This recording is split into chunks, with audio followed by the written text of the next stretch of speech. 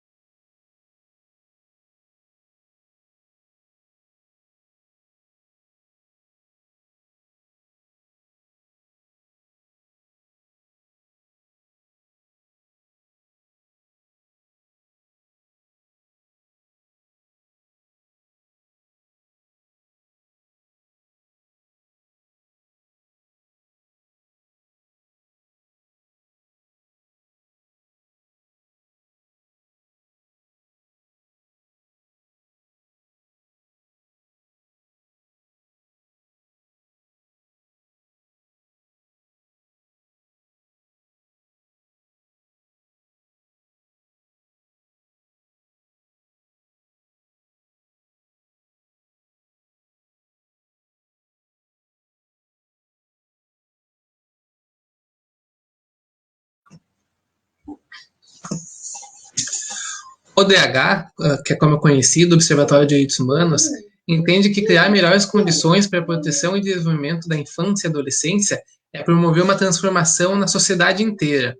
Por conta disso, nós temos um eixo específico no nosso edital anual de fomento a projetos de extensão que trabalhem com os direitos humanos, que é exclusivamente dedicado à infância e adolescência. É esse eixo, o eixo que acaba abarcando a maior parte dos projetos do nosso edital, justamente pela compreensão da extensão universitária da importância desse tema.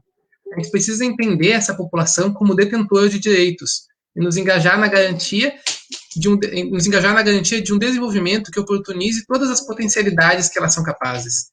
Eu sou Vitor de Caio Lopes, chefe do Observatório de Direitos Humanos, e para dar maior visibilidade a essa temática, na noite de hoje nós vamos contar com convidados muito especiais para falar um pouco mais sobre os direitos humanos na infância e na adolescência. Vamos contar com Antônio Augusto Ramos de Moraes, que é promotor de justiça da Terceira Promotoria de Justiça Especializada de Santa Maria, que atua atuação na matéria do ato infracionário. Nós vamos contar também com Alice Lamir Farias, técnica administrativa em educação da FSM. Além disso, ela coordena o projeto Esperançando, é voluntária do GAIA, Grupo de Apoio e Incentivo à Adoção de Santa Maria, e também com a nossa professora Graziela Scandiel, que é doutora em educação e professora do FSM, que coordena o projeto Inspira. Esses 3 projetos eles foram apresentados nesse vídeo. Esses convidados eles possuem um longo histórico de atuação e parceria com o Observatório de Direitos Humanos, também nessa área que a gente vai se dedicar a conversar um pouco hoje.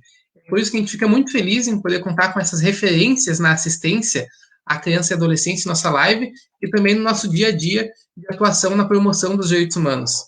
Então, sem mais delongas, eu vou passar a palavra ao nosso promotor, Antônio Augusto Ramos de Moraes, que ele possa iniciar a conversa e a gente possa entender um pouco mais sobre o ECA e sobre as medidas socioeducativas e esse convênio do FSM com a fase com o Ministério Público do Rio Grande do Sul. Boa noite, promotor.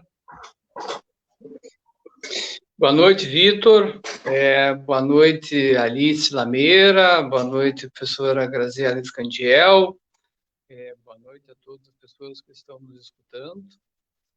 Inicialmente, eu agradeço o convite que me foi feito para participar dessa live. Desde já, acolhi com muita satisfação o convite e também a oportunidade de conversar com as pessoas sobre um tema que, para mim, é muito caro. Como bem referiu o Vitor, todos nós aqui temos uma larga trajetória tratando com os temas que são referentes à infância, e a minha trajetória dentro do Ministério Público, especificamente, ela já vem de longa data com a aproximação com a infância. Eu recordo, estou em Santa Maria há 16 anos, e aproximadamente 11 anos eu atuo de forma específica na área da infância e juventude. Já passei pelas 3 promotorias que trabalham com a matéria da infância e juventude, e mesmo antes disso, eu também trabalhei voltado à infância e juventude. Recordo, o Estatuto comemora 30 anos. Eu trabalho na prática e na teoria, vamos chamar assim, com o Estatuto há aproximadamente 23 anos. Eu recordo, na região noroeste, onde comecei a minha trajetória como promotor de justiça, tive a oportunidade, em algumas comarcas, alguns municípios da região, de instalar conselhos tutelares. Na época, nem todos os municípios ainda possuíam conselhos tutelares instalados. Então, é um trabalho que vem de longa data e que cada vez mais que tu te aprofunda e que tu enfrenta as dificuldades que são ligadas à infância e juventude, tu tem vontade de entrar mais ainda de cabeça na temática, porque tu tem certeza, tu tem a convicção de que quanto mais tu te esforçar, mais tu produz, mais tu buscar concretizar os direitos, maior vai ser o resultado para a comunidade.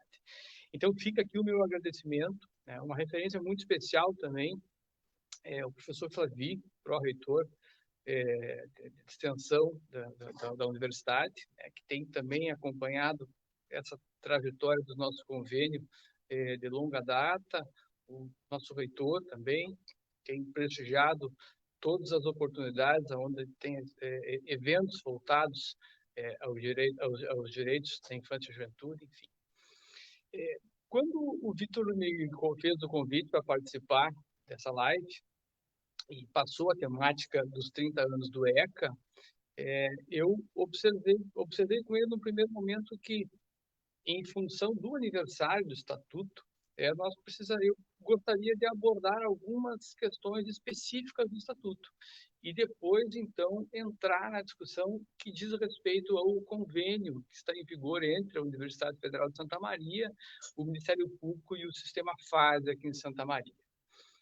E no que se refere ao Estatuto, naturalmente, o tempo não nos permite, não pretendo fazer uma digressão e um aprofundamento em relação às matérias, mas tem algumas questões que eu acho fundamental para que nós precisamos abordar aqui para ter um entendimento mínimo acerca da temática.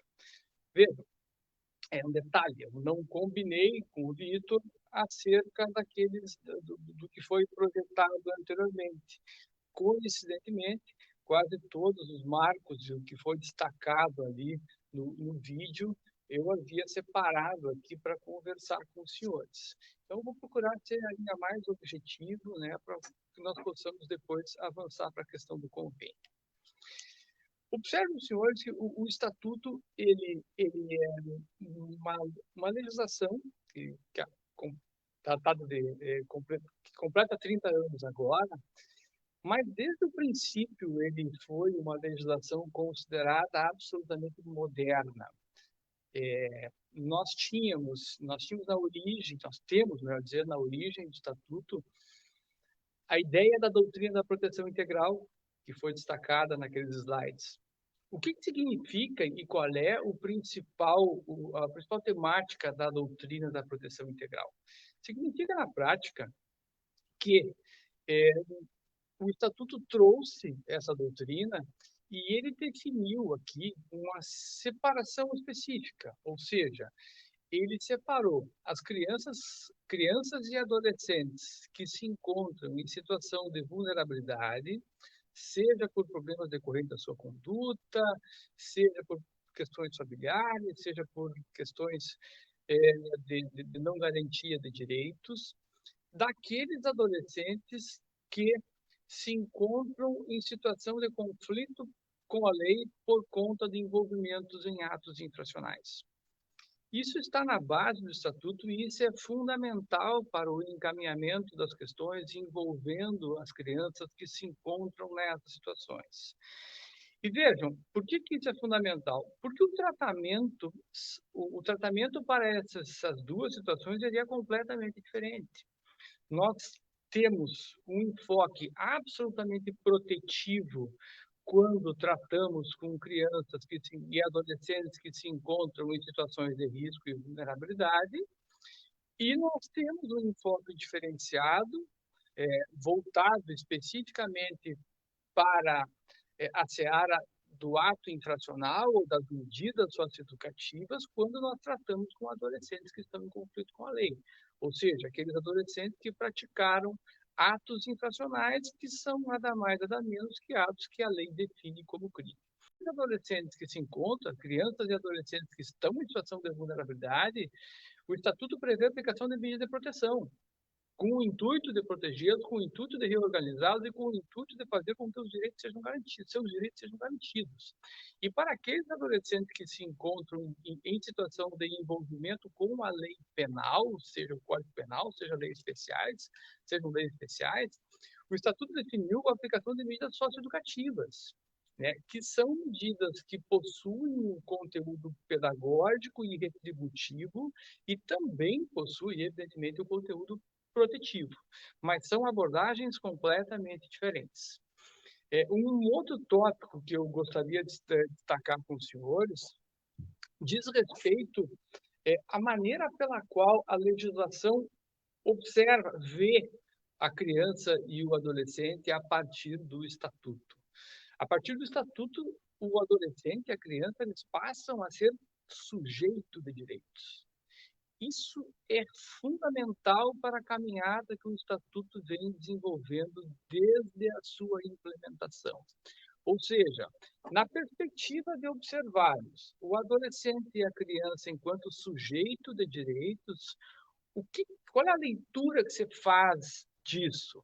A leitura que nós temos é uma leitura bastante objetiva, quase que uma leitura óbvia. Ou seja, nós observamos que o Estado tem a obrigação de garantir aquelas crianças e adolescentes os direitos que lhes são inerentes, os direitos que são necessários para que eles possam ter o seu desenvolvimento completo. E que direitos são esses? É quase como elementar, ou seja, o que nós temos aqui? Nós temos o direito à educação. Hoje, nós temos no Brasil o direito à educação, ele é universal e é gratuito. Se nós observarmos há 30 anos ou um pouco mais, não se pensava na obrigatoriedade, na universalidade do direito à educação. Recentemente, nós tivemos também a universalização do direito à pré-escola. Na faixa etária de 4 e 5 anos, o Estado também tem a obrigação de oferecer para essas crianças vaga para que possam ter acesso à escola. Ainda não temos a universalização da creche e da pré-escola, mas nós caminhamos para um implemento significativo do número de vagas. E eu não preciso dizer, todos nós aqui trabalhamos com essa ideia e sabemos muito bem da importância do direito à educação. Da mesma forma, o direito à convivência familiar, o direito à saúde, que também é universal, que também é gratuito, através do sistema SUS, e que muita diferença fez no curso dessa pandemia. Nós temos o direito à profissionalização, que também está sendo trabalhado e precisa de um incremento, e tantos outros direitos que estão positivados no Estatuto e que o Estado tem a obrigação de proporcionar para as crianças e para os adolescentes. Ainda na linha da garantia dos direitos, eu destaco um dispositivo constitucional que o Estatuto reprisou, que é a doutrina da prioridade absoluta. Vejam, não diz apenas que a criança e o adolescente têm prioridade, mas ele destaca que essa prioridade precisa ter o conteúdo de absoluta. É uma prioridade adjetivada. Quer dizer, o Estado tem que dar absoluta prioridade no que se refere para crianças e adolescentes, no que se refere à formulação e à implementação de políticas públicas visando a garantia desses direitos. Também eu acho importante positivar com os senhores um dispositivo do Estatuto que ele é muito falado e felizmente, com o passar do tempo, ele está sendo melhor entendido, e que é a necessidade do trabalho em rede, e que consta lá no artigo 86 do ECA, e nos remete a essa necessidade. Isso nos traz o quê? Isso nos traz a ideia de incompletude do sistema. E é importantíssimo, na medida em que nós precisamos ter essa consciência, que ainda que nós possamos estar imbuídos de muito boa vontade, se nós não trabalharmos em rede, todos os aspectos, todos os braços da política pública, certamente o resultado que nós poderíamos alcançar fora de uma atuação articulada vai ser muito aquém do resultado necessário para que nós possamos trabalhar nas perspectivas dessa criança e desse adolescente, seja na perspectiva da proteção, seja na perspectiva da socioeducação. Também destaco aqui, de suma importância, que o Estatuto trouxe, a criação do Conselho Tutelar. O Conselho Tutelar vem ganhando seu espaço desde a sua criação. O Conselho Tutelar é um órgão fundamental, é um órgão administrativo e que os conselheiros tutelares têm essa missão, têm essa incumbência de zelar também pela garantia das crianças e dos adolescentes. E, para isso, podem até aplicar medidas direcionadas aos pais e responsáveis, podem requisitar políticas públicas, podem aplicar medidas de proteção em relação às crianças e adolescentes que se encontram em situação de risco. Felizmente, com o passar do tempo, nós, como referi, temos observado que aumenta cada vez mais o reconhecimento do trabalho do Conselho Tutelar. se aumenta o reconhecimento da necessidade do trabalho do Conselho Tutelar, de um Conselho Tutelar que seja atuante, que seja efetivo e que esteja diariamente ao lado da comunidade. Não apenas tratando de questões individuais, mas também e fundamentalmente tratando de questões coletivas. A par disso, na sequência do Estatuto, inúmeros avanços legislativos nós observamos. Nós observamos, e aí vou puxar um pouco mais para a minha área, o SINASE, né, que é a legislação que hoje disciplina a execução das medidas socioeducativas que são praticadas, que são aplicadas aos adolescentes autores de ato infracional. Também de suma importância, e é a matéria que a colega Alice Farias vai abordar, alterações muito significativas no procedimento de adoção, tentando tornar ainda mais ágil o procedimento e o processo de adoção. Alterações significativas no que se refere à legislação que disciplina o acolhimento institucional, né, que também várias alterações foram proporcionadas desde a implementação do Estatuto.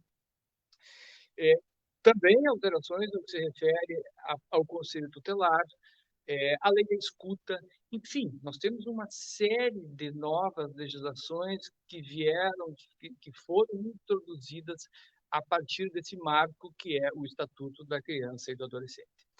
Naturalmente que nós temos bastante dificuldade ainda, nós temos uma caminhada bastante significativa pela frente, mas o importante é que nós precisamos olhar para trás e verificar o que foi feito até então. E a partir daí, fazer ter essa retrospectiva em mente e projetar o que é necessário ainda, quais são as ações que são necessárias, porque sempre vai existir alguma nova oportunidade, algum novo projeto, alguma nova necessidade que dependerá do nosso esforço e do nosso investimento enquanto sociedade, enquanto instituições, né, para que nós possamos melhorar e efetivamente conseguir com que esses direitos sejam garantidos. E no que se refere especificamente ao convênio que foi firmado entre a Universidade de Santa Maria, o Ministério Público e o Sistema FASE, que aqui em Santa Maria tem 2 unidades do Sistema FASE, que é o CASE, onde são cumpridas as internações, as medidas de internação, e o CASEM, onde são cumpridas as medidas de semi-liberdade, é um marco muito significativo na história do convênio e da caminhada da socioeducação no Estado do Rio Grande do Sul. Veja, qual é a ideia do convênio? É importante contextualizar um pouco mais para que os senhores possam compreender a importância desse convênio. Observe, como disse antes, para os adolescentes que são autores de atos infracionais, são aplicadas medidas socioeducativas. Tá? Essas medidas socioeducativas, elas são, o que são na prática a medida socioeducativa? Ela é a consequência, ela é a retribuição, ela é a sanção que vai ser aplicada em relação ao adolescente que infringiu a legislação penal. O nome aqui, então, essa conduta se chama de ato infracional, mas essas medidas socioeducativas, elas são de 2 naturezas. Elas podem ser medidas de meio fechado, que se subdividem em internação, com ou sem atividades externas, e medidas de semi-liberdade. E nós temos as medidas de meio aberto, que se subdividem em advertência, reparação do dano, prestação de serviço à comunidade e liberdade assistida. Todas elas certamente são do conhecimento dos senhores, mas nós temos algumas peculiaridades a partir dessas medidas e que é preciso entender bem. Vejam, qual é a ideia da medida socioeducativa? Para que se aplica a medida socioeducativa? A medida socioeducativa, ela tem um conteúdo misto. Ela tem um conteúdo retributivo, que é o conteúdo sancionatório, ou sancionatório, melhor dizendo, e ela tem um conteúdo pedagógico. Tá? E, segundo a doutrina e segundo a jurisprudência, O que prepondera, o conteúdo que prepondera na medida socioeducativa é o conteúdo pedagógico. O que significa isso? Significa, na prática, em que aquele adolescente que praticou um ato infracional, nós precisaremos, na medida em que aplicamos a ele uma medida socioeducativa, nós precisaremos ter uma estrutura e condições de trabalho para que o cumprimento daquela medida seja efetivamente pedagógico. Ou seja, para que ele possa refletir, para que ele possa se reorganizar a partir do cumprimento daquela medida e não mais venha a praticar atos infracionais. Tá? Observe, é muito mais difícil trabalhar o conteúdo pedagógico da medida do que o conteúdo sancionatório. Vou dar um exemplo para os senhores. O adolescente, menino ou menina, que recebeu uma medida de prestação de serviço à comunidade, vai ser destinado a uma escola para onde ele vai prestar o serviço à comunidade, e vai lá, vai cumprir a sua carga horária, uma carga horária específica, de 1 até 6 meses, como regra de 4 a 8 horas por semana, e ele pode simplesmente fazer isso. Ir lá, cumprir a sua medida, ir para casa, e era isso. Chegou no final do tempo em que foi aplicado, então, se entenderia que a medida está extinta. Pergunto aos senhores, se for simplesmente isso, se for simplesmente cumprir, prestar o serviço à comunidade, seria suficiente no aspecto pedagógico?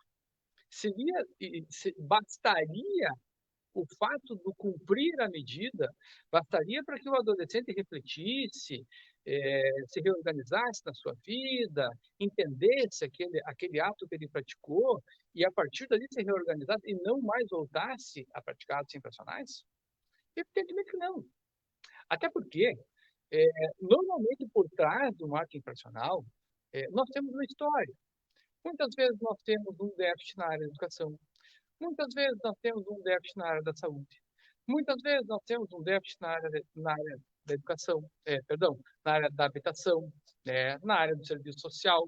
Muitas situações que nós precisamos costurar com esse adolescente no momento, e sua família, evidentemente, no momento em que se projetar o cumprimento dessa medida.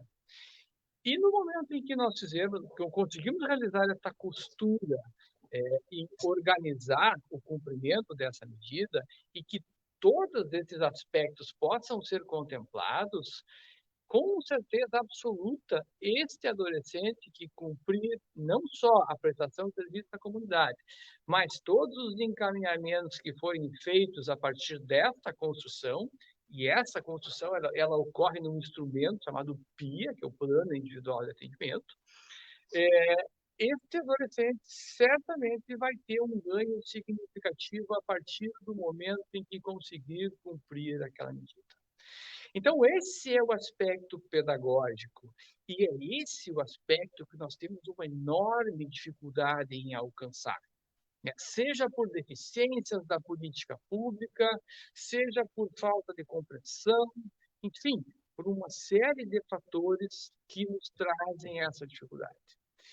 O que se buscou, então, quando se conversou com a Universidade Federal de Santa Maria para trabalhar, realizar o convênio para trabalhar com o meio fechado? O meio fechado, a gestão do meio fechado, ele é a gestão do Estado. É o Estado, através da fase que executa os programas de meio fechado, tem um programa de excelência, desenvolve um programa com bastante competência, mas por melhor que sejam os programas e por mais empenhadas que sejam as pessoas, nós sempre temos que pensar naquilo que referi antes aos senhores, na ideia de incompletude do sistema. E daí que vem a importância da academia. Aí vem a importância da universidade, aí vem a expertise da universidade nas suas diversas áreas para contribuir com o sistema socioeducativo e, fundamentalmente, contribuir com esses adolescentes, com essas famílias, procurando fazer com que, na medida em que eles cumprem as medidas socioeducativas, eles têm ainda mais possibilidade de êxito no aspecto pedagógico dessas medidas. E, felizmente, a universidade aderiu de plano à nossa proposta. Recordo, e vou fazer referência específica às professoras aqui, que foram aqui junto comigo, começaram essa caminhada, a professora Mônica, a professora Rosane, a professora Mônica da Psicologia, a professora Rosane do Serviço Social. Há mais de 6 anos nós começamos essa discussão, até que se firmou o primeiro convênio. Então, a universidade aceitou o desafio. A partir de então, muitos outros professores, muitos outros cursos se agregaram ao convênio, vieram a somar no convênio. Hoje, nós temos muita tranquilidade e muita abertura com a reitoria, com a pró-reitoria de extensão. Em todos os momentos, eles estiveram presentes e sempre incentivaram não só o convênio, mas também os professores para que pudessem participar desse convênio e trazer a sua colaboração. Então, desde esse momento, desde o desenvolvimento do convênio, a universidade começou a trabalhar junto ao CASE e ao CASM de Santa Maria e começou a realizar atividades junto com o meio fechado. Só para os senhores terem uma ideia, a partir dessa atividade, nós já temos filmes de curta-metragem que foram produzidos e estrelados por adolescentes. Nós já temos adolescentes que escreveram livros e apresentaram na Feira do Livro de Santa Maria. Nós temos adolescentes que desenvolveram o potencial de atletismo.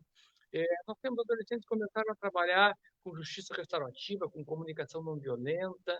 Nós temos adolescentes que conheceram a universidade, porque não conheciam a universidade, não conheciam esse espaço.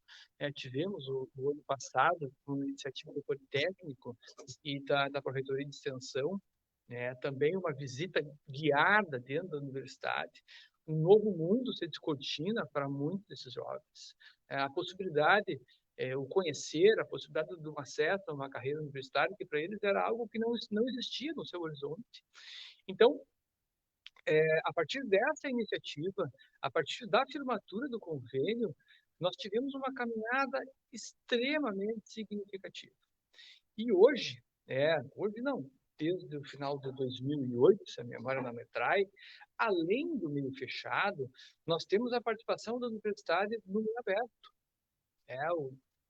A partir de uma iniciativa do professor Zeca, da professora Nara, junto com o serviço, o CDDICA e CREA aqui em Santa Maria, começaram a desenvolver também o programa para trabalhar com o meio aberto. E o meio aberto também é a nossa menina dos olhos, por uma série de fatores, e já eu vou referir os senhores, eu sei que o meu tempo está terminando, mas rapidinho eu só quero fazer essa referência. Então, hoje, nós temos a universidade trabalhando no meio fechado, e nós temos a universidade inicialmente no meio fechado, e nós temos a universidade também trabalhando no meio aberto. Por que eu disse aos senhores que o meio aberto hoje é nossa grande ideia, o nosso grande desafio? Porque hoje nós temos uma decisão do STF que está limitando a possibilidade de internação dos adolescentes das unidades de meio fechado. Nós só podemos internar no limite da capacidade. Para que nós possamos, então, trabalhar de forma mais tranquila, nós precisamos fazer com que as medidas de meio aberto sejam ainda mais eficazes.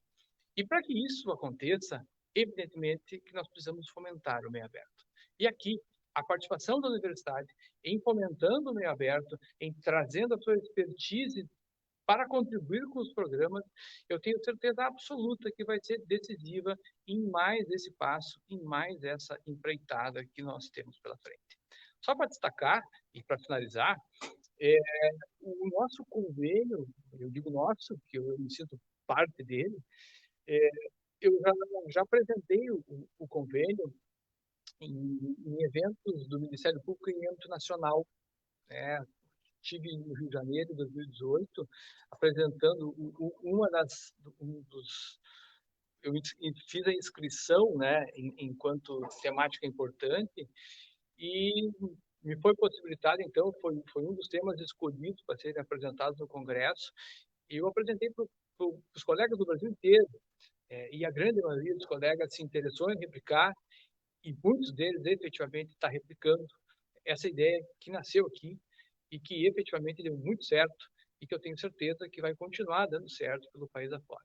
Então, tivemos a felicidade de apresentar esse convênio nesse Congresso do Rio, e recentemente, neste ano, eu trago aqui a notícia, até em primeira mão, está aqui, nós tivemos um reconhecimento institucional da importância do convênio enquanto experiência inovadora do âmbito do Ministério Público.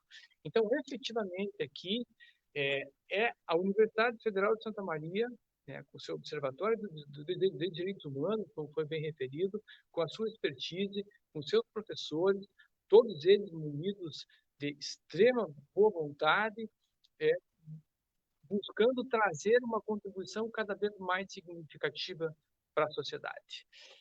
Era esse o meu recado. Possivelmente passei do tempo, é uma prática que eu tenho, estou tentando me corrigir, mas tenho sérias dificuldades de fazê-lo, mas acho que valia a pena estender um pouquinho mais para compartilhar com os senhores essas notícias e fazer essa abordagem. Obrigado. Perfeito, promotor. Passou do tempo, mas passou do tempo de maneira muito qualificada. Eu achei que foi uma fala muito interessante, muito crítica de alguém que realmente trabalha na área, que pode contribuir muito para a gente pensar mais sobre essas questões.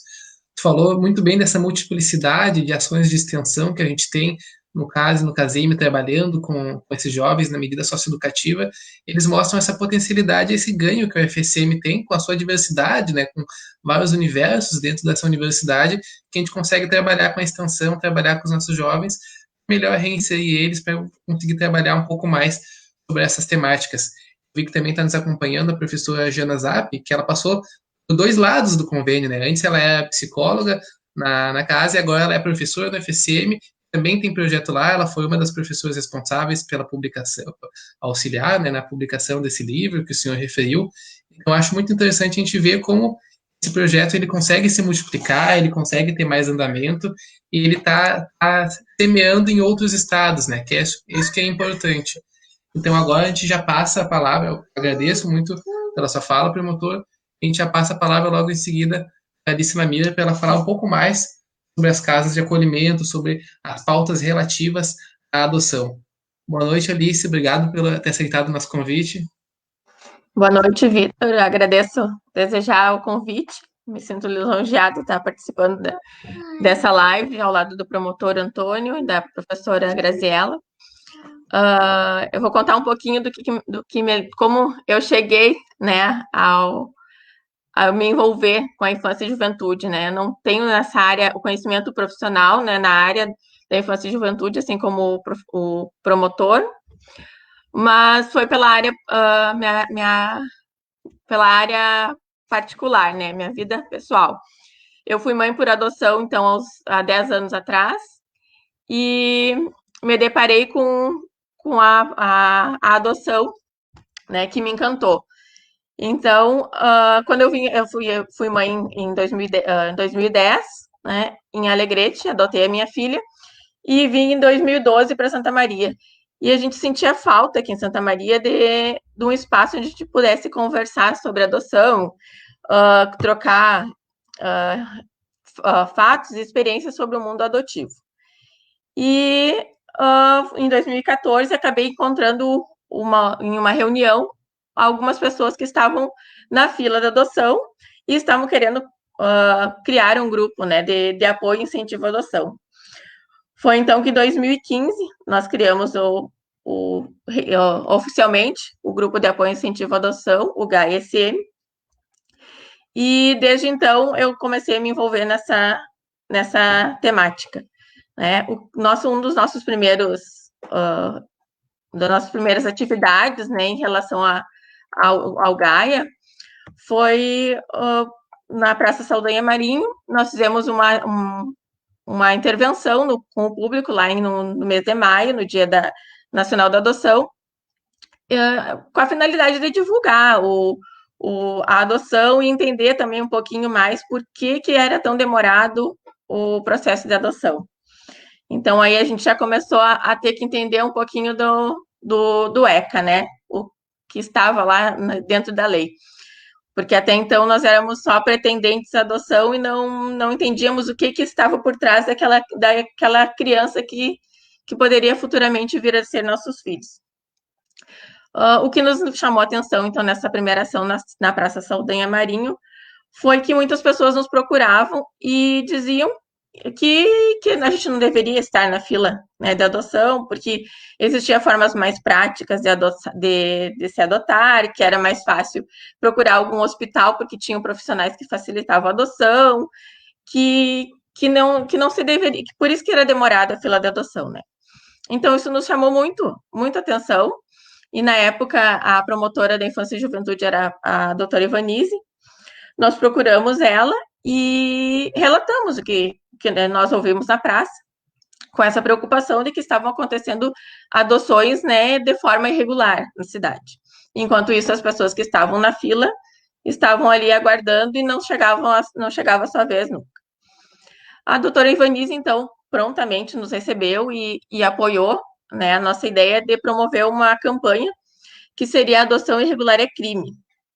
Essa ação ela foi lançada junto aos hospitais, né, junto à Secretaria da Saúde, à Secretaria da Educação e a comunidade em geral, para alertar que existe um cadastro nacional de adoção, onde as pessoas levam a sua documentação no juizado, passam por entrevista com psicólogo, com assistente social, são avaliadas para ver se realmente elas estão aptas a adotar as crianças. Então, com essa ação, né, nós entendemos que o Gaia, ele teria que ir muito além do que simplesmente ser um grupo que iria se reunir para conversar sobre adoção, sobre as suas experiências com seus filhos, sobre suas angústias, né, na espera da adoção. Como está lá no ECA, né, que é dever da família, da comunidade, da sociedade em geral e do poder público assegurar com absoluta prioridade a efetivação dos direitos referentes à vida, à saúde, à alimentação, à educação, ao esporte, ao lazer e à profissionalização, à cultura, à dignidade, ao respeito, à liberdade e à convivência familiar e comunitária. Então, a gente começou a entender um pouquinho mais, né, e começar a estudar o ECA para poder entender os passos que essa criança, né, levava para chegar até nós, as famílias adotivas, no caso, né, que, na verdade, o ECA nos refere como famílias substitutas, né, mas nós gostamos de chamar como famílias adotivas.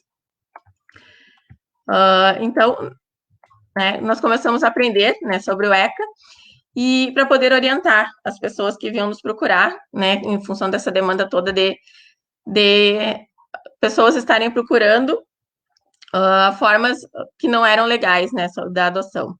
Então, nós tínhamos que explicar por que as crianças demoravam, né? As crianças, na verdade, elas têm um longo percurso até chegar às famílias adotivas, né? Elas têm o direito de aguardar os pais biológicos, muitas vezes que quando elas são retiradas da família biológica, elas vão para as instituições de acolhimento.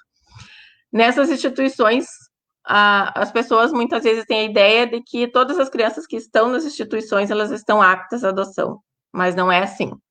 Então, nós tivemos que estudar para poder explicar o que acontece. Eles são retirados da família por negligência, por maus tratos, por, às vezes, falta de condições financeiras da família, né, poder criar aquela criança, mas elas são retiradas momentaneamente das famílias. Essa família biológica, ela tem o direito de tentar se reconstituir, tentar melhorar se melhorar financeiramente para acolher aquela criança novamente.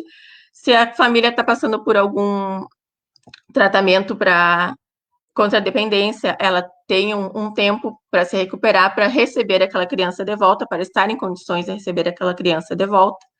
Então, isso tudo leva tempo, né? Essa criança está lá na instituição, está protegida, mas a família biológica, ela está passando está recebendo auxílio de políticas públicas, que nem sempre funcionam, né, como a gente gostaria que funcionasse, mas elas estão recebendo o apoio para poder melhorar e receber essa criança novamente.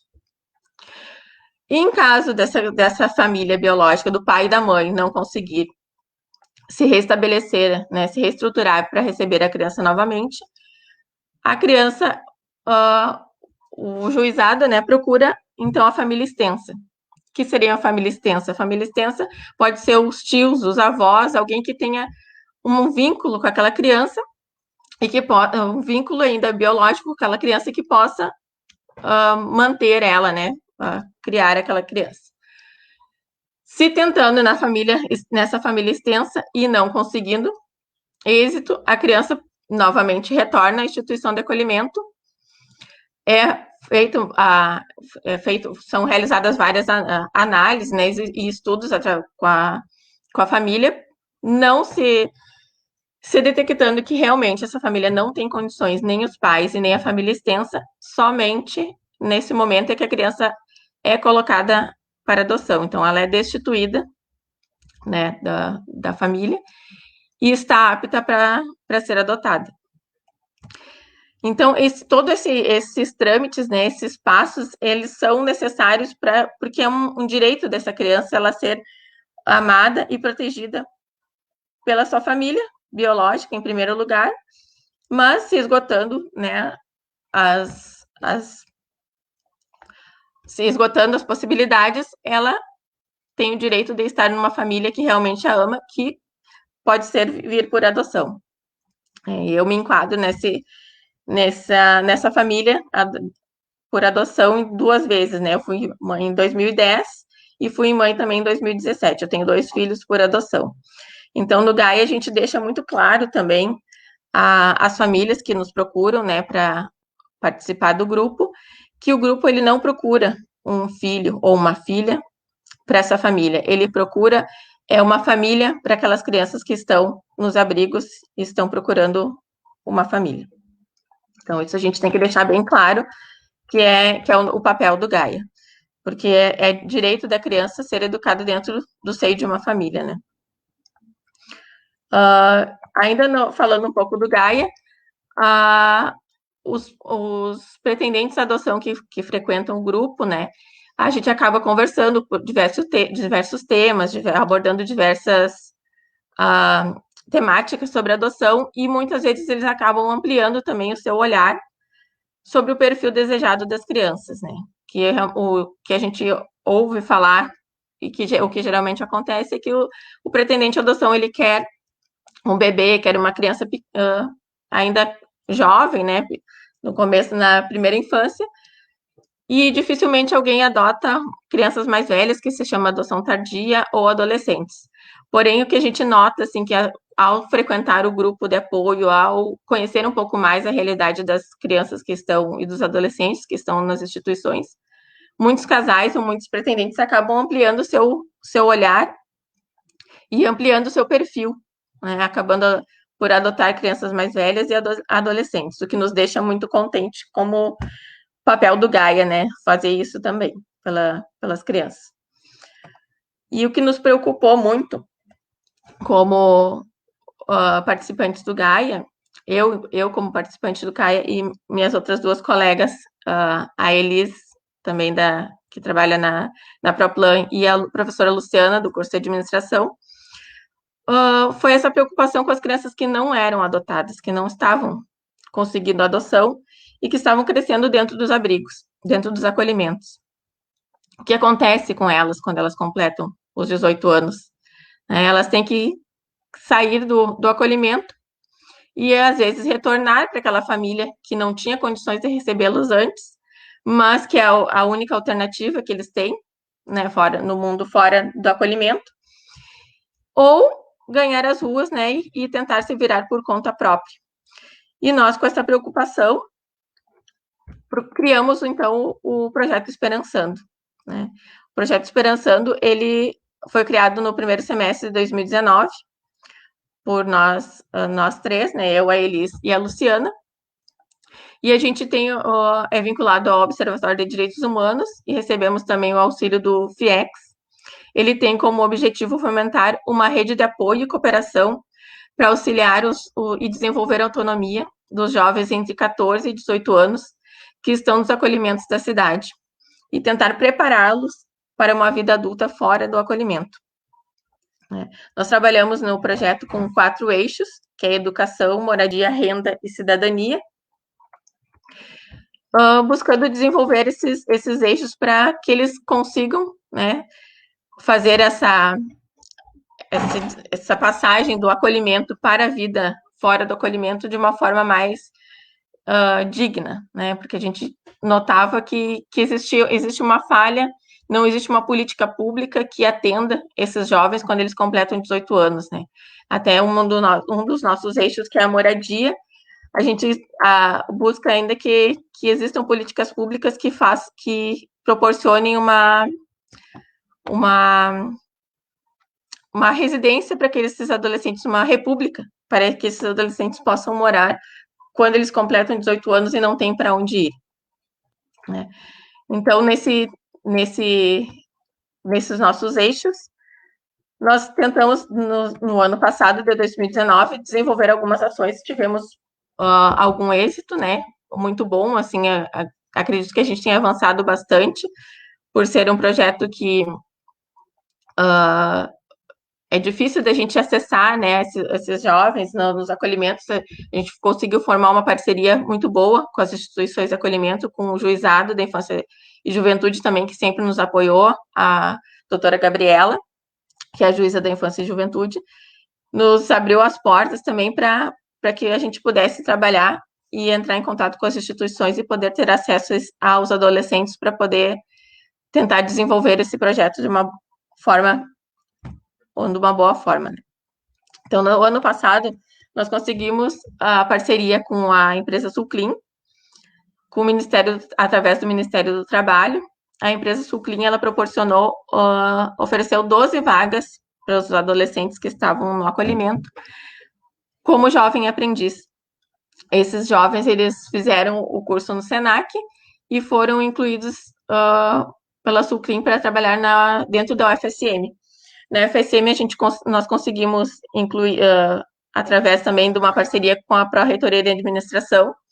Já queria deixar aqui também o agradecimento, né, que a gente já havia feito antes, mas sempre é bom a gente agradecer. A Pró-Reitoria de Administração, junto com a Sulclean, nos permitiu que a gente colocasse esses jovens dentro de espaços da universidade, onde eles poderiam desenvolver melhor suas capacidades e onde a gente poderia auxiliá-los constantemente para que eles conseguissem desenvolver os seus trabalhos dentro desses setores. Tivemos também, conseguimos oferecer para esses jovens atividades sobre educação financeira, com o professor do curso de Ciências Contábeis. Fizemos acompanhamento individual com eles, ouvindo eles, as demandas deles, né, tentando auxiliá-los nessa geração de renda, como eles deveriam organizar o valor que eles receberiam de salário. Nós também organizamos 2 seminários, o Seminário Esperançando, um voltado à comunidade em geral e outro à comunidade acadêmica, com a finalidade de disseminar as ações do projeto e fazer com que a comunidade conhecesse um pouco mais desse projeto, né? Esse ano, a gente pretendia fazer muitas outras ações, né, desenvolver outras ações dentro do projeto, mas com a pandemia nos limitou bastante, né? Nós não temos esse contato direto, presencialmente, com os adolescentes, o que nos dificulta, porque o acesso com eles, alguns que já saíram do acolhimento, a gente chegar até eles é difícil, porque o acesso à internet muitos não têm, né? Os que estão nas instituições, a gente ainda está conseguindo fazer reuniões com eles, rodas de conversas, todas as quartas-feiras a gente realiza. Eles participam dentro das instituições. Então, desde julho deste ano, a gente conseguiu realizar 14 rodas de conversa com esses adolescentes, com temas diversos que promovam a cidadania, né, deles, com temas sobre alimentação, cultura, como elaborar um currículo, tentando dar uma formação, né, para eles virtualmente, a gente sabe que não é a mesma coisa do que o presencial, mas para a gente não deixar o projeto morrer, a gente está encaminhando através das rodas de conversa. A gente está tentando também, estamos organizando o terceiro seminário Esperançando, que vai acontecer agora no mês de novembro, no dia 25 de novembro, deixar aqui já o convite para todos, para participar do terceiro seminário Esperançando, que vai se chamar Janelas para o Mundo. Nós vamos contar com a participação da juíza da Infância e Juventude, a doutora Gabriela, e também com participantes do Grupo Nós, que é um projeto semelhante ao Esperançando, que é um projeto de São Paulo. E é um projeto que trabalha com quase os mesmos eixos que o Esperançando.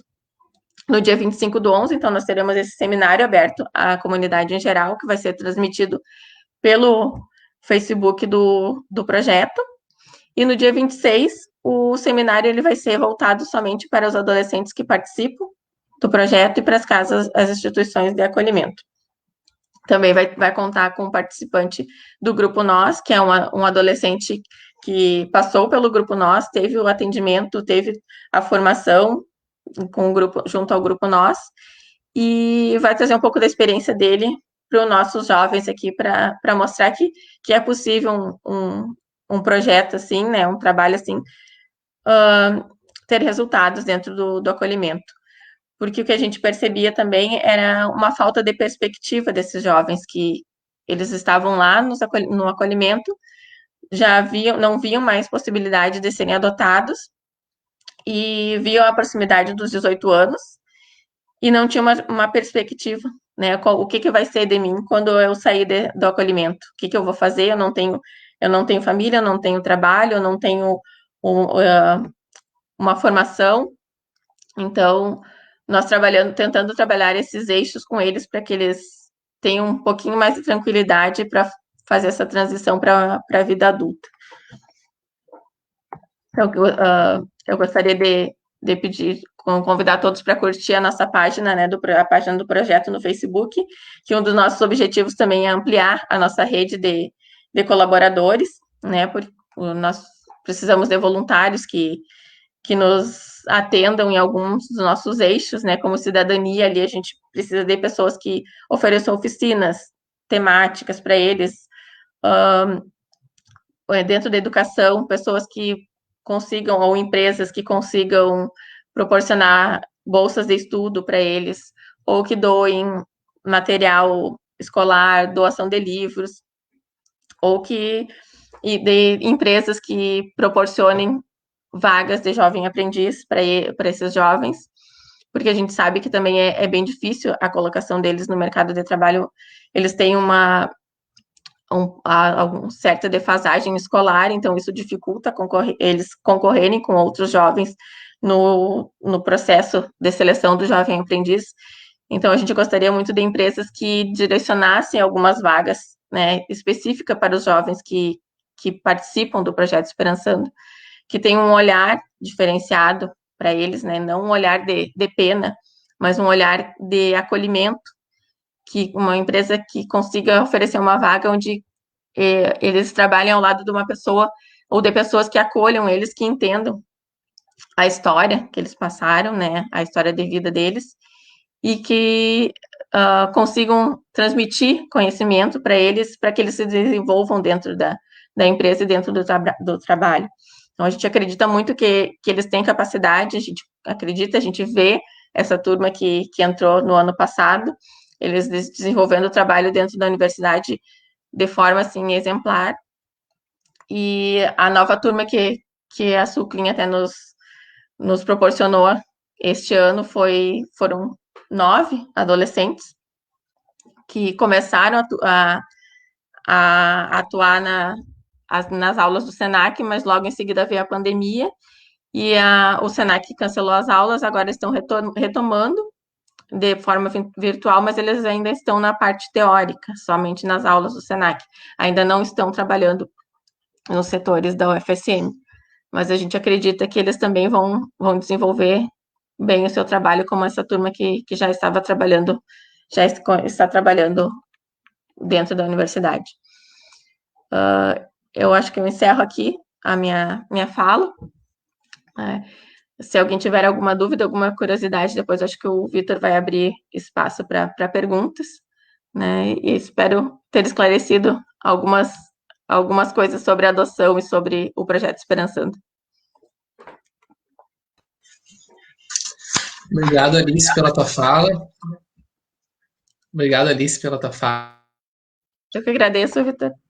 Acho que foi muito importante, trouxe muitas perspectivas para a gente pensar. Trouxe perspectiva também de alguém que tem a vivência, né? Isso que tu falou de ter passado por 2 processos de adoção, a gente consegue perceber uma realidade muito diferente de alguém que realmente sabe o que está falando, alguém que tem essa propriedade e também essa atuação que tu tem pelo Gaia, esse comprometimento que vocês têm, porque quando nós falamos em trabalhar em rede, nem pressupõe de trabalhar em rede com a sociedade civil, né? Com quem está articulando as pessoas. Então é muito importante essa atuação que o Gaia tem, e o projeto Esperançando de vocês é formidável, eu fico muito feliz por fazer parte do observatório, a gente conseguir apoiar um projeto desse, um projeto dessa competência, dessa potencialidade, e um projeto que a gente vê que ele está se tornando cada vez mais forte, né?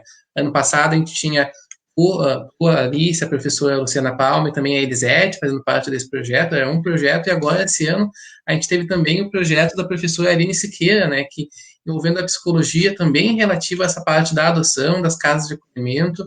Então, a gente vê que vai se somando, que vai um projeto que vai crescendo, e essa rede realmente que a gente está querendo trabalhar, que a gente quer construir, ela vai ficando cada vez mais densa, aumentando as áreas de atuação.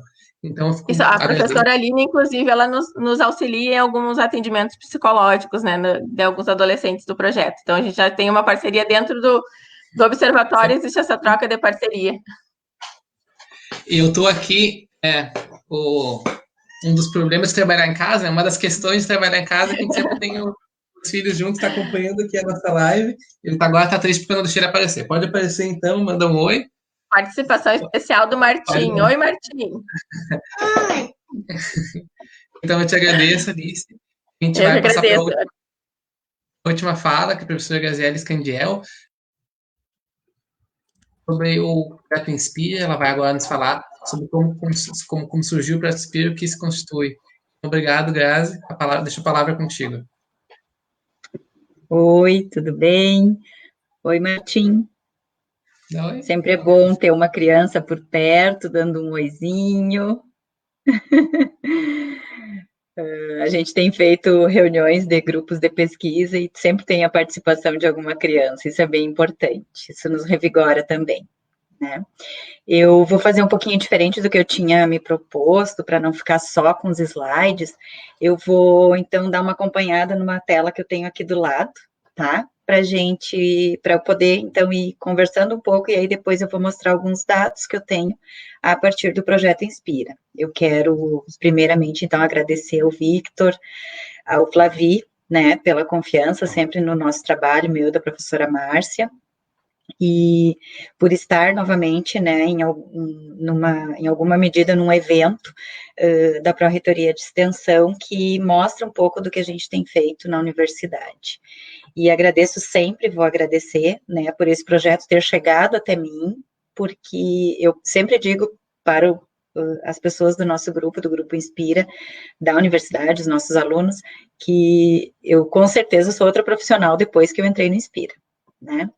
Então, eu hoje estou aqui para representar esse grupo, né, vou agradecer logo, bem rápido, a bolsista, a Jéssica, que me ajudou bastante hoje à tarde, para a gente tentar mostrar um pouco dessa riqueza, então, desse trabalho, que tem, eu tenho clareza disso, né, contribuído bastante para que a universidade afirme e reafirme sempre o seu papel na extensão universitária e, no caso, hoje que nós estamos, então, em comemoração aos 30 anos do ECA, na proteção, né, em alguma medida, do direito ao convívio familiar de algumas crianças e adolescentes. A gente sabe que o número é reduzido, mas também a gente sabe o quanto de valor isso tem agregado na vida, na experiência de vida dessas crianças, desses adolescentes e dessas mães. Então, eu tentei pensar um pouco, né, no organizar minha fala, que limites tem essa proteção, né, às crianças e aos adolescentes. quem são as crianças e os adolescentes protegidos, né? E aí é impossível não pensar e não nos colocar também nesse processo, né? Eu, como professora numa universidade pública, mãe, né? Saber que eu tenho um filho de 12 anos, de 13 anos recém-completos, que esses dias foi me perguntar sobre o ECA, brincou, fez uma piada, e eu comecei a perguntar para ele o que ele já viu, o que ele sabe sobre o ECA. E com certeza é algo bem diferente do que outras crianças e outros adolescentes, né? Então, ele tem visto o ECA, ele tem informações sobre o ECA pela escola, na disciplina de produção textual. Ele entende que o ECA é um estatuto que tem que proteger os adolescentes, que diz algumas coisas, né, sobre a proteção dos adolescentes. Ele leu algum material da professora em PDF e tal. Eu conversei com ele sobre isso justamente para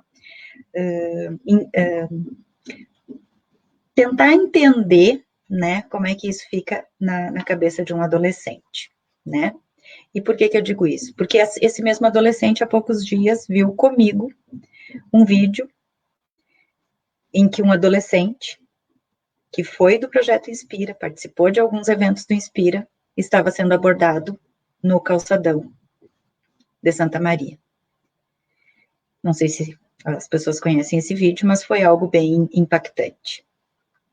Então, ele desconhece o que seja precisar da proteção do ECA.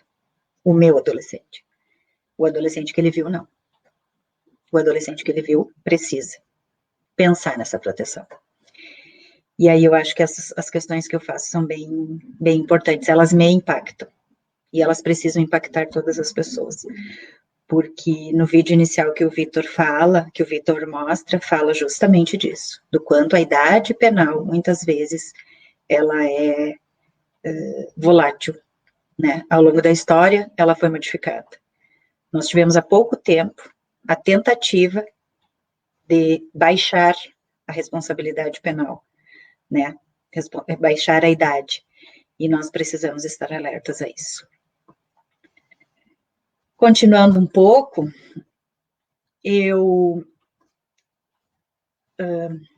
passar um pouquinho. Então, eu represento esse grupo, o grupo do Projeto Inspira na universidade. Esse é um projeto que nasceu no seio da Polícia Federal, né? A Polícia Federal nos chama como universidade para fazer uma parceria, né? Estabelecer um convênio formal. E nós fomos, em 2016, nós fomos chamados, então, em primeira mão, para desenvolver atividades que fossem interessantes na perspectiva da manutenção do vínculo entre mães e crianças, né? Esse projeto é para acontecer 3 vezes ao ano, né? Os encontros, os eventos do Inspira, eu sempre digo isso, os eventos do Inspira acontecem 3 vezes ao ano, maio, outubro e dezembro, né? Maio, mês das mães, outubro, mês das crianças, dezembro, Natal. Então, a ideia é que algumas mães possam ter um dia de convivência com seus filhos. Como é que nós entramos, nós como universidade? Pela extensão, né? Mas entramos sem saber muito o que isso poderia nos dar, né, de estímulo a continuar trabalhando não só com a extensão, mas fortemente com a extensão e ampliando essas ações. Então, lá em 2016, nós fomos quase que descompromissadamente atuar naquele evento que acontece num lugar específico, com toda uma infraestrutura que é organizada e pensada por um grupo, que é o grupo gestor do Projeto Inspira, que envolve a Polícia Federal, a Brigada Militar, a SUSEP, diferentes frentes de trabalho se criam, né, pensando no encontro, no transporte das crianças, na retirada das mães do presídio para irem até esse lugar, na possibilidade das crianças vivenciarem algumas atividades que possam ser de interação e de afetividade com as suas mães, A universidade também trabalha com o auxílio da saúde bucal, higiene, e o curso de medicina também entra com a clínica UFTAL, né? E durante o ano, então, em 2016 era muito pequeno. De 2016 para cá, hoje nós temos o acompanhamento das crianças no hospital, nós temos o acompanhamento das crianças na odonto, né? E nós, da educação, né? Eu sou professora no centro de educação, sou pedagoga. Na época eu era coordenadora de curso. Por isso levei os meus alunos. Nós chegamos lá em 2016 e não sabíamos muito bem o que encontraríamos. Nós sabíamos quantas mães, quantas crianças, a idade das crianças, mas nós não sabíamos muito bem como tudo iria acontecer. Aliás, ninguém sabia. E aí eu acho que tem a riqueza desse trabalho que foi nos ensinando ao longo do processo. Né? Eu lembro da Jaciele, que é servidora também na Pró-Reitoria de Extensão, de estar junto, e nós nos olhávamos e as coisas foram acontecendo, né? Nós não sabíamos muito bem, nós criamos possibilidades interativas, e as situações foram acontecendo, as mães chegaram, depois das mães as crianças chegam, elas se abraçam, faz muito tempo que muitas não se veem, então há uma emoção bastante forte. Algumas crianças choram, porque elas também não sabem muito bem como se portar, né? E nós fomos crescendo como grupo em função dos eventos, nos eventos, com os eventos, na programação dos eventos. 2016, 2017, participamos, então, dos eventos que nos foram possíveis. Depois eu vou mostrar num slide que daí tem toda a nossa organização. O que eu chamo a atenção, né? Eu acho que quando o promotor falou, ele deixou bem claro da importância da universidade. Nós fomos entendendo o papel da extensão e as potencialidades desse projeto ao longo do tempo. E aí nós fomos olhando para a extensão universitária como algo que ia nos retroalimentar, né? Eu sou professora, eu e a professora Márcia Paixão somos professoras no curso de pedagogia. Nós trabalhamos com a infância. Eu indiretamente, um pouco, talvez um pouco mais diretamente que a professora Márcia, porque eu trabalho com os estágios. Mas eu não tinha me perguntado ainda como vivem essas crianças que têm a situação prisional na sua família, né? E depois do primeiro dia, do primeiro encontro, quando teve o momento da despedida das mães e das crianças, eu olhei para os nossos alunos e disse: essas crianças estarão na escola segunda-feira. O evento é sempre na sexta, né? Como eles vão chegar? Como eles vão ser recebidos? Eles vão estar arredios? Tristes? A gente não sabe. Mas a escola precisa os acolher novamente. Eles deixam de ir à escola num dia para ir 3 dias depois. E aí isso me tocou bastante, né? Eu acho que talvez por isso a gente tenha cada vez mais centrado esforços na constituição desse grupo, eu e a professora Márcia. Eu havia organizado, então, desde o primeiro dia a gente começou a ver os indícios, né? Os indícios de pensar a educação e a infância e os direitos humanos. E isso foi bem importante para nós. Nós tivemos até agora 10 eventos, né? Nós, 2 eventos dentro do presídio nós não participamos, porque ainda não era o nosso momento, mas no final de 2018 nós fomos até o presídio, né? Em dezembro de 2018 o evento foi no presídio e nós entramos.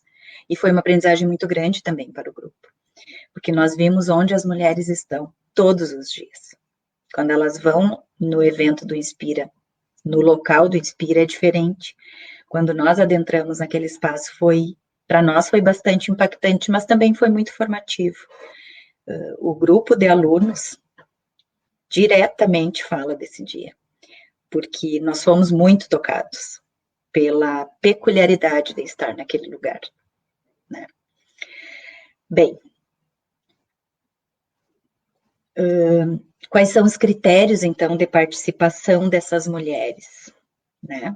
Nós discutimos isso desde o primeiro dia no grupo, junto com as servidoras da SUSEP, com o delegado, Dona Rosa, que é a pessoa que ajuda em toda a organização e logística do trabalho. Nós não podemos ter muitas mães, por isso eu digo, são poucas pessoas envolvidas, são 10 a 12 mães, são 30, 28, depende de quais mães, quantas crianças são, porque a logística para isso é muito grande. Tem que se pensar em toda uma organização de tempo, de espaço, a segurança, né, tanto das mães quanto das crianças. Tem um destaque de um servidor da SUSEP para cada família, então essa pessoa é responsável por esta família. Se tem 2 filhos, se tem 1 filho, se tem 3 filhos, essa servidora da SUSEP, essa agente penitenciária, ela é responsável por um núcleo familiar. Então, tem toda uma ideia de proteção, de segurança, né, e que muitas vezes nos falhou, a nós da educação, como entendimento, porque nós não somos acostumados com isso. Por isso eu digo que as aprendizagens têm sido muito interessantes.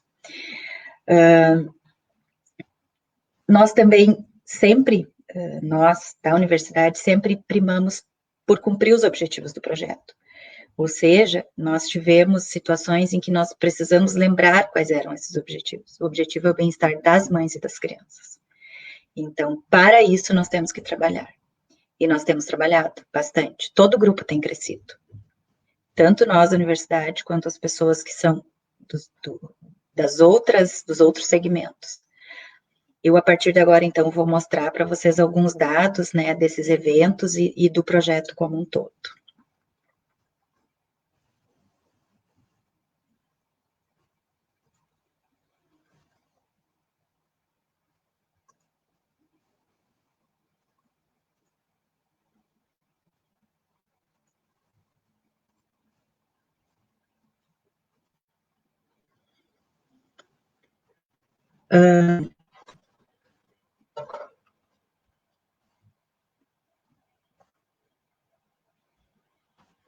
Então, nós em 2017, 2016 e 2017, nós continuamos, então, nós fizemos a participação nos eventos do Inspira. Essa foi a nossa atividade como universidade, né? Junto à Pró-Reitoria de Extensão. Em 2018, nós entramos, então, no Observatório de Direitos Humanos, entendendo que essa era uma atividade da Pró-Reitoria que tinha muito a ver com a defesa dos direitos das crianças e dos adolescentes. Eu esqueci de dizer antes que nós acordamos no grupo também a idade das crianças. Então, a participação das crianças é de 2 a 12, 14 anos. Por que 2 a 12, 14? Porque em determinado momento, 2 ou 3 adolescentes tinham 12 anos. Mas como eles já haviam participado, nós não achamos que seria interessante que eles fossem retirados do projeto. Seria retirada deles a possibilidade de passar aquele dia com a sua mãe, mas os irmãos poderiam ir.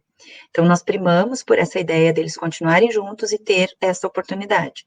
Então, nós já tivemos adolescente com quase 15 anos participando do Inspira, o que foi bastante importante também, porque nesse momento eles não brincavam mais, mas eles estavam perto das suas mães e eles podiam conversar com elas.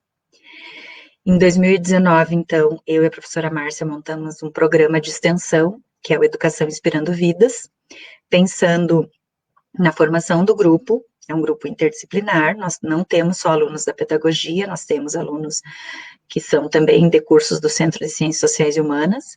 Nós temos hoje, alunos, em 2020, nós tivemos uma entrada bastante grande do curso do Centro de Ciências da Saúde. Tem muitas e muitos alunos da enfermagem, né?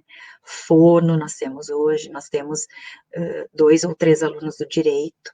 Então, isso tem acrescentado bastante nas nossas discussões.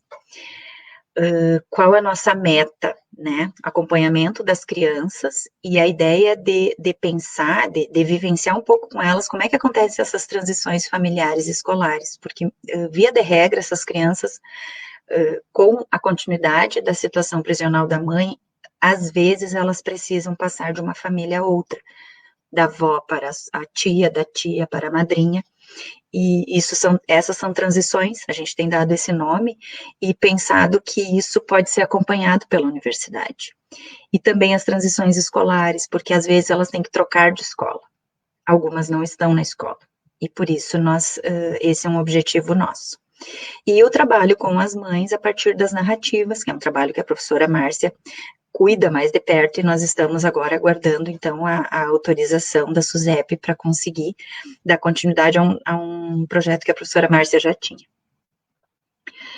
Aqui eu trago, então, um pouco dos dados da escolarização das crianças, né? Quando esse primeiro dado, que está bem acima aqui, quando a gente diz não estudam, refere-se mais às crianças menores, né? Existem crianças que já tinham evadido da escola, mas tem mais a ver com as crianças menores de 4 anos, conforme o promotor disse, nós temos a escolarização obrigatória a partir dos 4.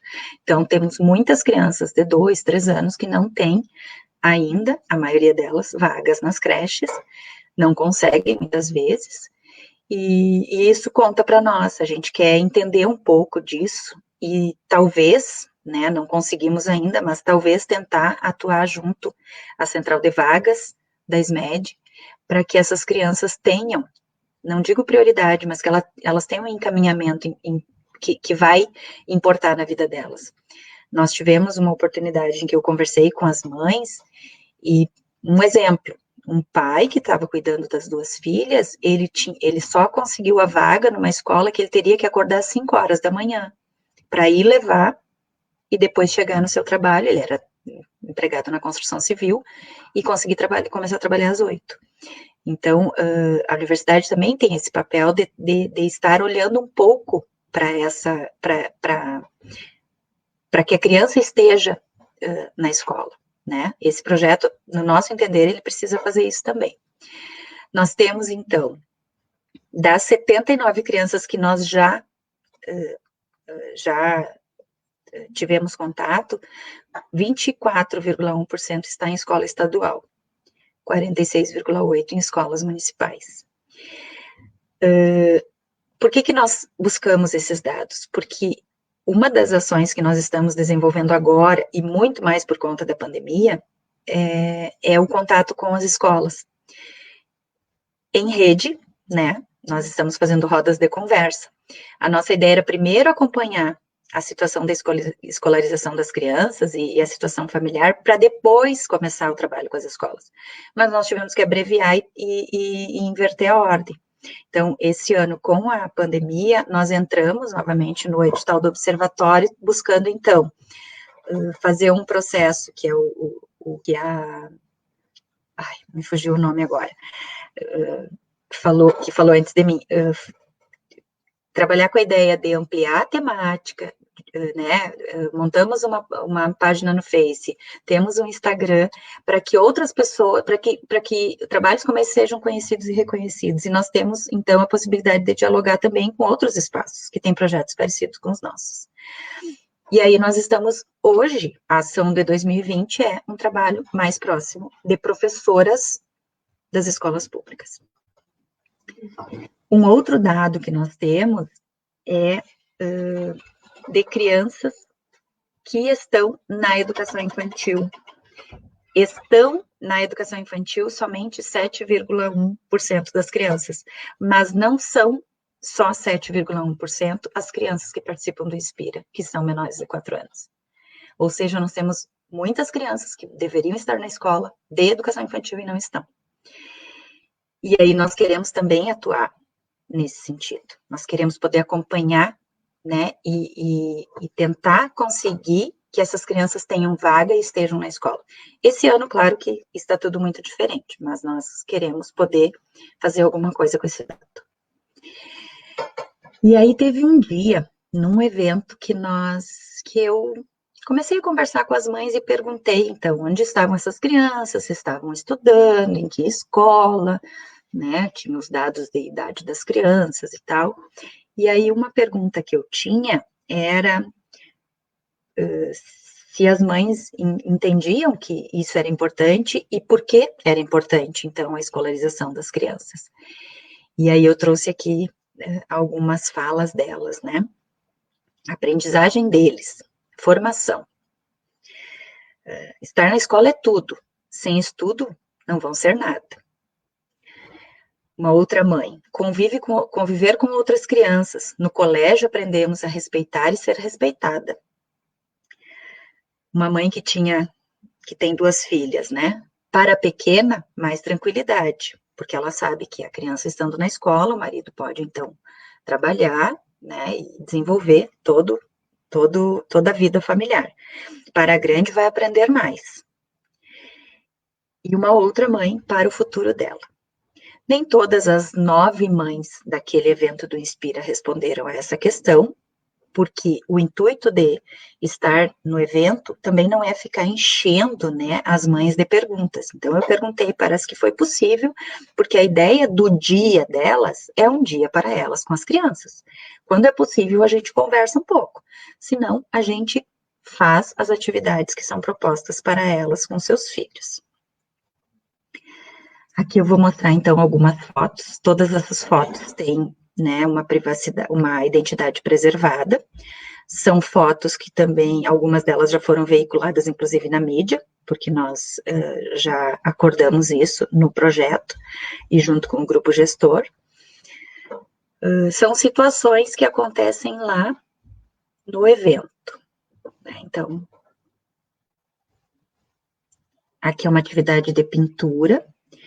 Esse dia é do evento no presídio, então a gente faz pintura, massinha de modelar caseira, maquiagem de rosto, pintura e maquiagem, né, aquelas pinturas de rosto, e eles, via de regra, querem se pintar, né, é muito interessante. Levamos brinquedos, tem toda uma logística da universidade também para compor todo um espaço para que eles possam vivenciar, então, momentos interativos com as suas mães.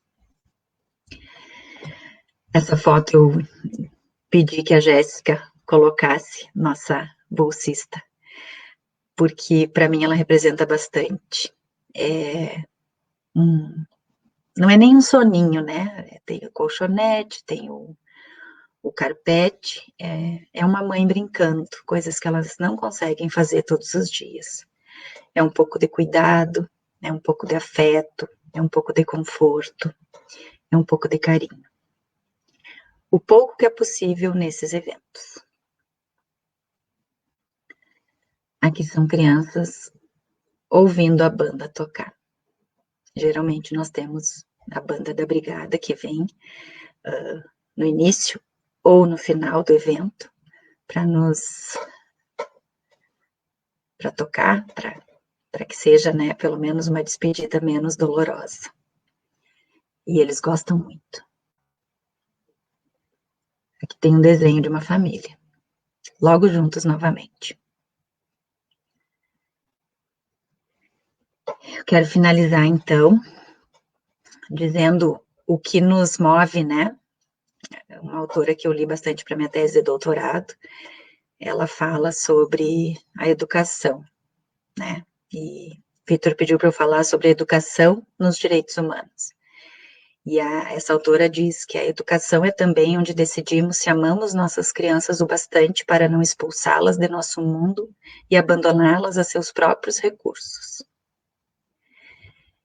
E ela diz um pouquinho mais. Qualquer pessoa que se recuse a assumir a responsabilidade coletiva pelo mundo não deveria ter crianças. E é preciso proibi-la de tomar parte em sua educação. Um pouco mais adiante ela diz. Face à criança, é como se ele é o adulto, né? Fosse um representante de todos os habitantes adultos, apontando os detalhes e dizendo à criança, isso é o nosso mundo. E como uma boa pedagoga que eu sou, pelo menos acho, eu trouxe um livro que eu costumo trabalhar com as minhas alunas na formação de professores. Esse livro é o livro dos grandes direitos das crianças. São 40 direitos. E eles são direitos um pouco diferentes. Tem direito a comer sanduíche com sorvete no meio, tem algumas brincadeiras de linguagem bem legais, que dá para trabalhar, inclusive, com as crianças também. Mas eu trouxe 4 páginas deles, porque eu acho que elas são muito importantes para a gente falar um pouco na linguagem das crianças, sobre como que a gente entende essa proteção também. No artigo número 10 diz assim: toda criança tem o direito de ser protegida como uma criança, de brincar como uma criança, de estudar como uma criança, de comer como uma criança e de descansar como uma criança. Toda criança tem o direito de ser elogiada sempre que mostrar um desenho, uma dança ou uma poesia feita por ela, sem direito a críticas ou nhenhenhens dos adultos. Toda criança, o artigo 38, toda criança tem o direito de ser levada a sério por qualquer adulto. E o artigo número 39, toda criança nasce com os direitos iguais. Não importa a cor da sua pele, a língua que ela fale, se é rica ou pobre, se ela é a mais velha, a caçulinha ou a do meio.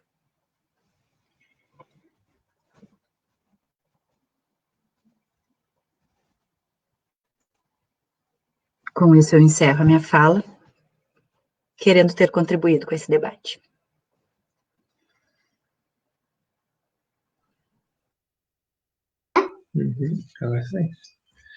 Obrigado, Grazi. Obrigado por essa fala forte, muito necessária, né? Acabou dessa maneira mais lúdica, mas no geral foi bem forte, né? Bem impactante. Agora não gosto não. E que também fala sobre o calma, meu filho. Também é o reflexo de como é o projeto Inspira, né? Que é um projeto com uma carga emotiva extremamente alta, né? Que é um momento super impactante. Eu tive a oportunidade de participar dos 3 encontros agora em 2019, né? Que é realmente que é o que a gente sempre fala, que esses encontros do Inspira, né? Junto com essas mães apenadas e seus filhos, acaba sendo a ponta do iceberg, mas tem todo um preparo por trás que vocês fazem de maneira super capacitada, pela professora Márcia Paixão. Então, até eu deixo de dica, agora vocês fizeram uma apresentação do projeto de vocês, né, na Semana da JAI, semana passada, que está no nosso YouTube do Observatório de Direitos Humanos, onde vocês explicam um pouco mais do projeto. Quem quiser conhecer um pouco mais, saber como se dá, também futuramente participar do grupo de vocês, né, a gente convida que conheçam, olhem nessa live do YouTube e também conheçam o projeto de vocês e as redes de vocês. Estou adiantado da hora, a gente já está em 1h30, também não surgiu nenhuma pergunta, eu não vou me estender mais, eu vou deixar que vocês façam considerações finais, pode ser na ordem de que a gente iniciou os debates, e a gente já pode encerrar, que o projeto era mais ou menos ser 1h30, eu acho que a gente foi extremamente frutífera nessa noite de hoje, para a gente conhecer um pouco mais sobre esse tema que a gente se propôs. Então, eu deixo a palavra com o senhor, o promotor Antônio Augusto. Bem, Vitor, eu mais uma vez quero agradecer a oportunidade de participar dessa live, cumprimentar a Alice pela explanação que fez, extremamente didática, trazendo, como bem referiu o Vitor, a experiência dela no que se refere ao tema, a caminhada que ela desenvolveu, uma fala muito rica, muito significativa. Da mesma forma, a professora Graziele Scandiel, eu conheço, não participei dos encontros, mas eu conheço parte do projeto, né? Também sou um admirador do projeto. A professora Márcia Paixão esteve conosco também no início das nossas atividades lá do nosso projeto, trabalhando diretamente com a Escola do CAS, fez um excelente trabalho. Então, assim, eu me sinto muito honrado, muito gratificado de poder ter participado dessa conversa que nós tivemos aqui hoje, né? A mediação do Vitor também nos deixou muito à vontade aqui, a participação do Martin aí chegando, né, para brilhantar o evento. Muito obrigado. Fica aqui, né, os meus cumprimentos para o Observatório, né, para a Pró-Reitoria de Extensão, para a Reitoria, e sempre que tiver oportunidade, eu gostaria de participar também desses debates, né? Já participei de alguns lá na universidade. É sempre um espaço de muita riqueza, é sempre um espaço de muita construção e é sempre um espaço de muita esperança. Porque nós ouvimos aqui sempre, temos contato com pessoas que vão além do seu dia a dia, né, que vão além da sua atividade para procurar contribuir para a garantia das crianças, dos direitos das crianças e dos adolescentes. Enquanto nós tivermos pessoas assim, com certeza nós podemos ter esperança de que a nossa caminhada, o nosso empenho sempre vai valer a pena. Então, muito obrigado. Fica aqui o meu abraço fraterno para a professora Gazela, para a Alice e para os...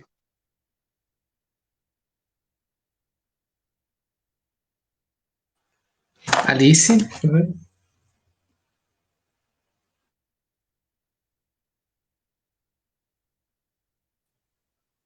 Agora, agradecer mais uma vez o Vitor pelo convite para participar dessa live, bem enriquecedora, né? Agradecer à Pró-Reitoria de Extensão, professor Flavi, que sempre teve de portas abertas para o Gaia e para o projeto. As nossas voluntárias do projeto, as nossas bolsistas, todo mundo que está nos ajudando no projeto. E avisar a professora Graziela que em breve nós vamos procurar ela também para fazer alguma parceria com o projeto, que a gente precisa do pessoal do Centro de Educação para nos auxiliar também com essa parte. E é isso, agradecer a todos pela oportunidade. Eu quero primeiro me desculpar, porque eu não lembrei dos nomes na hora. Primeira coisa é que eu tapei aqui onde eu tinha anotado, né? Porque eu mudei toda a ideia de como eu apresentaria. Quero agradecer bastante, Vitor, a ti, ao pessoal da Pró-Reitoria de Extensão. Lembrei muito da Jaciele hoje. A gente começou lá em 2016 fazendo algumas coisas juntos e teve um dia que ela não fechava os nossos horários para fazer o Inspira e eu disse, Jaci, vamos fazer, podem fazer, esse é um projeto importante da universidade e da Pró-Reitoria. E ela me olhou e disse, não, Grazi, a gente não quer que tu saia uma vez. Eu disse, eu volto, eu faço um outro dia. A gente não quer que tu saia uma vez para a gente não te perder. E eu acho que eu já estava bem enganada, eu acho que eu nunca vou sair. Não sei nunca, né, mas assim, eu não penso em sair. Eu penso que esse é um projeto que é da universidade, que tem feito muita diferença na minha caminhada profissional. E por isso eu acho que o promotor Antônio Augusto Moraes diz é muito verdadeiro, né? Nós podemos olhar para frente, a gente pode olhar para ações como essa e pensar, nossa, a gente tem feito coisas muito interessantes em relação à infância e à juventude. Te agradeço, Alice, gostei bastante também de conhecer melhor o projeto, que eu já ouvi falar, mas não tinha ainda visto, né, nada sobre, e acho que a gente tem muito a trabalhar juntas, sim, né, acho que todo momento que nós pudermos fazer algo pela infância e adolescência, nós devemos estar juntos, e fazermos juntos ou separados, mas sempre fazermos. Obrigada mais uma vez. Então, agradeço a presença de todos vocês. Saibam que o Observatório consegue ter essa atuação ampla graças a pessoas qualificadas trabalhando, como vocês três que nos se apresentaram hoje, e as pessoas que nos escutam também. Eu sei que eu vi que várias pessoas também participam de projetos, também estão acompanhando. Deixo o convite para quem quiser conhecer nossas páginas do Observatório de Direitos Humanos, saber mais sobre essa nossa atuação. A gente pode seguir esse diálogo por essas páginas e também com o demonstrativo dessas práticas que a gente faz, realmente a promoção das crianças e dos adolescentes. Então, com isso, eu agradeço mais uma vez a participação e me despeço e desejo boa noite a todo mundo. Boa noite. Tchau, boa noite. Boa noite. Isso, é